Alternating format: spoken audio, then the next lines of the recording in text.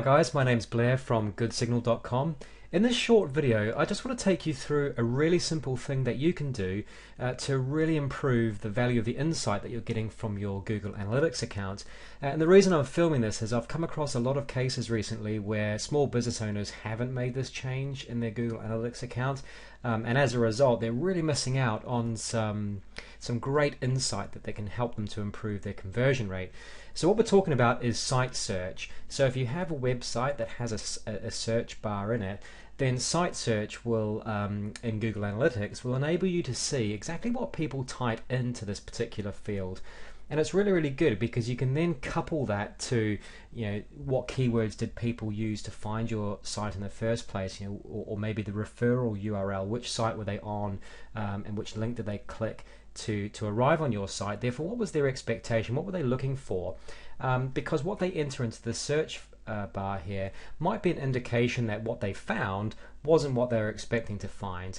And improving that experience or changing what people find can be a great way to enhance their user experience and ultimately improve your conversion rate. So we want to learn, what do people type into this search bar? So if we look into Google Analytics, then you'll see I've logged into my account already, so you'll need to do that. And then what you need to click on is this little thing over on the right hand side here, this little cog type item to get to your settings for the particular profile that you're working in. And then you'll see you've got defaulted to the Profiles tab, and you come down here and what you want to click on is Profile Settings.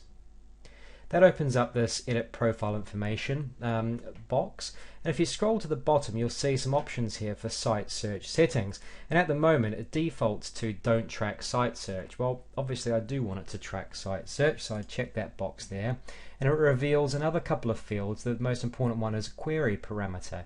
So what the query parameter is a tiny little letter that will be included in the URL of any search result that people type in. So that probably makes no sense at all. So let's go and have a look. So if I go back to my site and if I type in Facebook likes, that's what we want to know about.